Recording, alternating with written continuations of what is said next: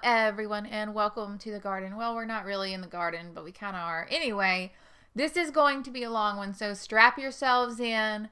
If you're ready to totally nerd out about winter sowing, this is the video for you, but it might be kind of boring otherwise if you're not ready to totally dive in. So winter sowing, I usually start doing this around the end of January. This year I waited to February just because it's been so insanely cold. Winter sowing is a method of seed starting that does not require any grow lights. You can start all of your seeds outside. It is a total game changer, especially if you're like me and you've got a really limited space and things like that. If you are not familiar with winter sowing, definitely check out my videos, The Complete Guide to Winter Sowing, before you even attempt to watch this video, because that video will answer a lot of questions that you might have here. Also, the video Winter Sowing versus Fall Planting will be extremely helpful in building your winter sowing schema, prior knowledge type situation stuff. So definitely check those out. I start my winter sowing containers in a low tunnel that looks like this one. It's unheated, and I use these open seed trays just because I have such big plantings, but you can easily use the bottles as per the normal winter sowing technique that you stick outside. All of the flowers in this video are cold tolerant. Let's get into it. These are the chrysanthemums or / feverfew. It really depends on where you order what kind of scientific name they give you. But these are generally, I guess, considered by most a short-lived perennial. I grow them as annuals here in my yard. They look absolutely great from an early spring planting like this. Usually I'm winter sowing these and then transplanting as soon as the soil can be worked. Usually about the end of March, beginning of April is when these get into the ground, and they are in bloom by the time that kind of early to midsummer rolls around. Very beautiful. I'm also growing Ceranth, I guess is how you say that. I think this is also known as honeywort. This is actually the first time that I've ever grown this one. I don't have much experience with it, unfortunately. I'm also starting carnations. This is really one that's kind of questionable. This is technically a perennial also. These kind of struggle here in my zone in the hot summer, so I kind of plant them in the fall often as a hardy fall annual to let them overwinter in the garden, and I've had success with that. So I'm still kind of playing around and experimenting with these carnations. But I can definitely start some hybrid dianthus. Dianthus are technically a biennial, but some of the hybrids will bloom the first year. You just need to pay attention to which types. Also growing some campanula, or Canterbury bells is more like what I usually call it because I can never remember the name. Again, another biennial. This one might not bloom till the second year, even when you start it from a spring planting. So you need to watch for the hybrids and note if they bloom the first year or not. Really paying attention to whether or not things will bloom the first year on those biennials. Also in the garden we have calendula. We are going to be planting calendula again. This is the Green Heart Gold. You may recall that I grew Green Heart Gold last year, and they were one of my favorites. They're so beautiful.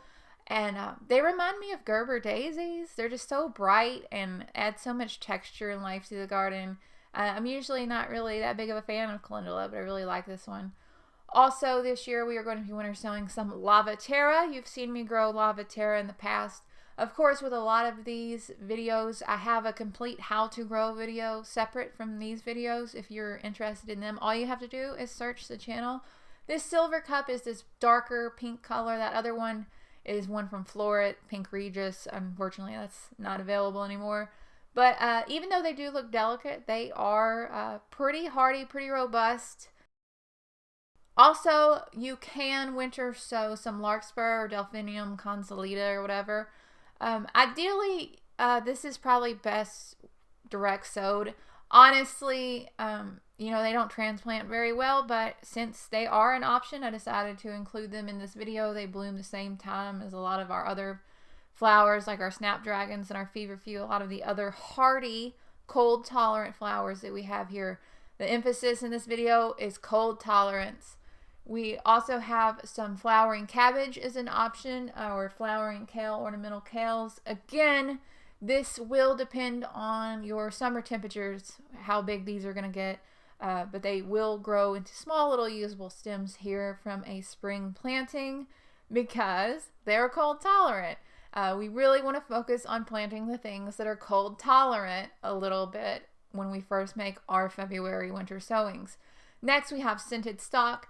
You guys know my track record with scented stock is a little bit questionable. I've had the best results planting them in the fall and overwintering, but I can definitely get a few usable stems from a spring planting as long as those flowers are growing to a nice, big, healthy size before the warm weather arrives. So starting them in February, getting them transplanted into the garden as soon as the soil can be worked while the weather is still very cool, and then allowing them to come into flower in early summer when the weather is really started to warm up. Next, we have salvia or the clary mix. This is another one that has a lot of kind of common names that you might find. Another one that can be sowed in the fall. You're going to find that that's a very common theme here in this video. A lot of these things are hardy annuals that can be sown in the fall, depending upon where you live, or sown in early spring. This is the blue one. They also come in shades of pink and white. Very pretty, just lovely, nice filler and foliage. Also have a lot of scabiosa to be planted. These do very, very well from an early, getting an early start. These can also be direct sowed with a lot of success. Have a lot of different kind of varieties of scabiosa. I finally got my hands on a package of that Fata Morgana or whatever, however you say it. It's that really peachy one. Beautiful. Also, phlox is another one that's a little bit questionable for me just because my summer temperatures seem to warm up so fast. They will grow. They will become a nice size from an early winter sowing like I'm doing here. But, you know, it's just one of those things. I can't control the weather where I am. They seem to not like our warm weather. They're blooming by the time the ranunculus are blooming, so usually about the first or second week of April you can expect the phlox to be in bloom, so a very, very fast turnaround even from a winter sowing. Next we have Angel's Choir. This is a Shirley poppy. Again, these are best direct sowed. They do not transplant very well, but since they are a cold hardy annual, I wanted to include them in this video so that, you know, the option is there to grow those. I would definitely direct sow those as soon as the soil could be worked in the spring though, or late winter, I guess, depending upon where you are. Also had a lot of success with pansies in the past, with winter sowing pansies in the past. This is another one that will easily overwinter here in my yard with a little bit for protection from frost blankets and things. We have the mulberry shades and the nature antique shades, which I grew last year, which I'm really excited about. Mulberry shades again. They are so beautiful, and I saw recently they're gaining popularity. Y'all saw it here first, okay? Y'all saw them here first. When they're gonna get real popular, just go ahead and quote me. And rightfully so. They're beautiful. I'm really happy with the way those perform. Also, we're going to be trying Bells of Ireland again from a winter sowing. I have had success winter sowing Bells of Ireland, and it was worth it. They bloom the same summer, which is nice, but you know, the stems aren't that impressive. I think your best bet with Bells of Ireland is to actually plant them in the summer and let them overwinter, and hopefully that's what we can do in the future. Other things we have growing or going to be growing are the Buplurum. This is one that once you get it started, it will reseed everywhere in the yard, which, you know, I'm kind of happy about because in the past I've had a little bit of trouble with the Buplurum germination, and I don't know if it was the seed quality or I don't know what it was, honestly. But I've had success winter sowing them, and now that I have them in the garden, they just keep on planting themselves, which I definitely cannot complain about. I should mention I still don't have a permanent garden space, but we'll get into that later. Anyway, next is Atriplex hortensis, or this is Auroch. I just have a plume mix. As for the garden space, I'm actually not sure how many of these I'm going to actually sow, but I did want to show you since I have the seeds, because I don't have a permanent garden home yet. I'm working on it. It's just things are so expensive right now, and I don't know where the future is going to take us. We're just along for the ride, so I'm just going to roll with it. Not going to stress out about it. I'm going to share with you guys what I have, and what to expect. I also bought a package of this Ami seed. This is the green mist. This is the Ami Visnaga. I'm not really, honestly, a big fan of this. Honestly, you know, it is what it is. It's one of those type of things. But I thought I would give it a go. The package was cheap and it had about 5,000 seeds in there. So why not add it to the collection? And if it grows, it grows. If we have space for it, we'll grow it. Also, I wanted to grab some hollyhocks. This is the Chatters Double Bright Pink. Last year I grew the Double Salmon and actually had success for it for the first time ever. So I'm going to be giving this a go again. Again, this is one you can winter sow it or you can direct sow. I kind of like direct sowing these better as soon as the soil can be worked. But I'm going to learn more about growing those. A lot of these are new to me and a lot of these I'm still learning. We also have the agrostemma. This is the purple queen. I know in a lot of places this is considered a weed. It's not here. It seems like it just grows like a regular normal flower here in my yard. But I think these are absolutely beautiful. The color of the purple is just glowing and vibrant. Should mention, I believe these are also very toxic. A lot of these ornamental cut flowers are very toxic, so always do your research. Very, very important to do your research, especially around kids and pets and everything like that. We also have some Colorado yarrow. I first fell in love with this Colorado blend of yarrow last year when I grew a packet of it. It bloomed the first year. Look at the colors. They are so peachy and so dreamy. I just can't get over it. They're so pretty. The little clusters. My heart, I can't take it. It's so beautiful. Anyway, back to the video. Tanya, you need to focus. You can do this. I believe in you. We also have Status. This is just the QIS mix, which is kind of like a blend of purple and kind of a couple shades of pink. I think I even had a lavender in there. Very, very pretty. There's something about Status that I absolutely love. The stems are so unique. They're kind of square and the flowers are so papery and delicate, but they last practically forever. They dry very well. Very, very good. Here's another Scabiosa that I'm growing. This is the Starflower Pincushion. These just produce kind of a boring white flower, but once that flower has faded and we start seeing the seed pods are those cool star-shaped globular, I don't know how to say that word. The seed pods, they're very neat. And we also have Mystery Rose forget-me-nots. You can also grow the regular blue forget-me-nots are another option. I had those last year. Those were very pretty. Also, I have a packet of Sweet Rocket from Floret. This is the pale lavender one. This is actually from last year. All the Floret seed packets that you see here are from last year because I had a really hard year last year. It didn't go well and I just kept a lot of seed packets. So hopefully the viability of these is still pretty good. Not certain, but we're going to give them a try anyway as soon as we have the space. Also got some catnip just because my cat is always rolling around in the yard. And why not have a place where she can roll around, just do whatever she wants over there in a big pile of catnip. So again, minimal experience with catnip. I have had it before, but it died out. Even though it's a perennial, it died out, so who knows. This is an older packet of edible chrysanthemum, and I have no experience with this. I assume that it blooms in early spring. I assume that it is cold tolerant from all the research that I've done on it, so if you have any tips or suggestions for this one, just let me know. I honestly don't know how it's going to winter sow, but I assume that it's going to do well just because of its growth habits and, you know, what it might need. I think its needs will be met. Here's another packet of Scabiosa. This is one of my favorite Scabiosas. This is the Salmon Rose Scabiosa. This packet is a few years old, but Salmon Rose is just absolutely beautiful. I love the Scabiosa. They're so dainty. They look like little cupcakes or something. The bees love them. The stem length is amazing. As long as they get enough sun, the stems are pretty strong. Just so many good things to say about the Scabiosa. Strawflower is another option. It's another great choice for people who are looking for kind of everlasting flowers to dry for dried flower arrangements and things. This is Silvery Rose. This is a packet that just got ignored last year, so it's a little bit older, but it's supposed to be, you know, just a pink color.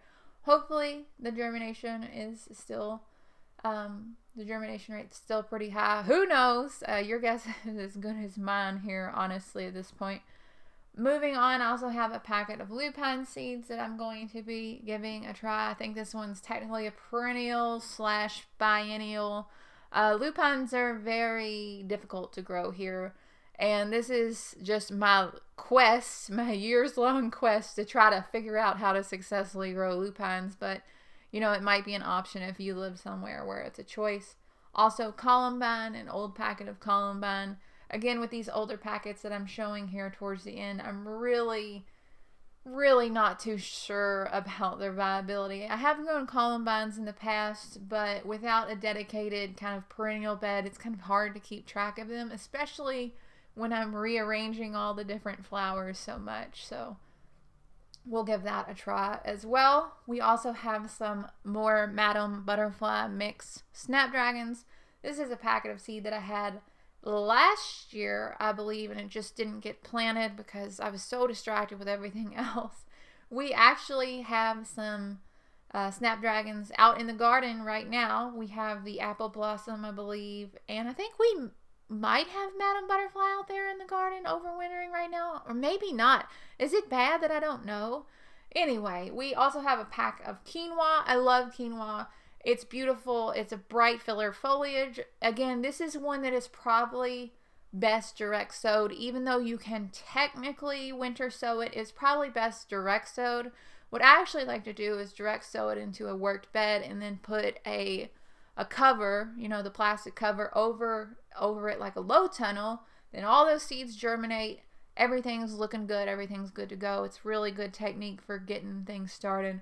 We can also winter sow things like oats, lots of grasses. So we have things like oat grass, and we have, you know, things like wheat, all that kind of stuff. A lot of the grasses type filler foliages are very good, especially to winter sow this time of year. You also see mint in there. Mint is another really good option to winter sow, just because sometimes the germination can be so sporadic. Lavender, a lot of those cold tolerant herbs respond exceptionally well. Parsley, dill, just, you know, if it's cold tolerant and if it's an herb, there's a good chance it'll do pretty well. Also, things like foxgloves. The first time I ever grew foxgloves, I used a winter sowing. I planted them out in April.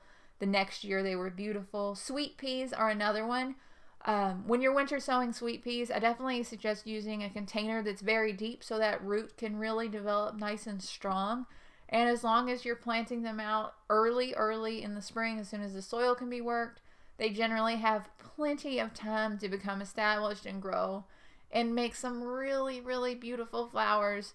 You know, I'd never grown sweet peas before, and I am really into them now. Also, a lot of perennials like Shasta daisies are a good choice for winter sowing. As a general guideline, as long as it's hardy in your zone and it's a perennial, you can probably winter sow it in early February or late January. It's just a good, really solid seed starting technique that can help you start so many different flowers. Also, Clarkia is another choice, or Godetia. I can't really... there's a lot of common names for it. This is the Grace Salmon Godetia. Beautiful. Not really the greatest performer here in my yard. I think it just rains too hard, or the weather conditions are too tough, or something. There's something about it that makes it a little bit of a struggle for me, but it's very beautiful nonetheless and satiny. Also, Love in a Mist. Unfortunately, I didn't have any Love in a Mist seeds this year because my seed supplier was out of them, which really bummed me out. But Love in a Mist is a great choice for winter sowing in February and getting a very early flower crop. Beautiful. Also, one that's overlooked a lot, bachelor's buttons. Now, a spring planting of bachelor's buttons isn't going to get as tall as a fall planting of bachelor's buttons, but they'll still get plenty tall enough to use as cut flowers. They will be gorgeous. Totally worth it. I really love bachelor's buttons. My supplier was also out of bachelor's buttons, which totally is a bummer. But, you know, what are you going to do? It's the way things are now. Who knows? Last but certainly not least, I did want to mention Icelandic poppies, because that may be an option for some people depending upon what their, you know, early summer temperatures are like and what their garden is like. Here for me, I have to plant the Icelandic poppies in fall and overwinter them if I want them to look really good, but it may be an option. That's really about it for this video. I hope that it was helpful. As always, you can just leave any questions or comments that you have down below, and I'll be happy to try to help. You know, I'm always just learning too, so I don't have all the answers, unfortunately, but I hope this was beneficial in some way. Thank you so much for watching, and thank you so much for making it to the end. I really, really appreciate it. It really means a lot that you support this channel and help me kind of keep this garden going. Without y'all, it just wouldn't be possible. So I really, really am thankful for you. I hope that you are having such an incredible day, and I'll talk to y'all later. Bye.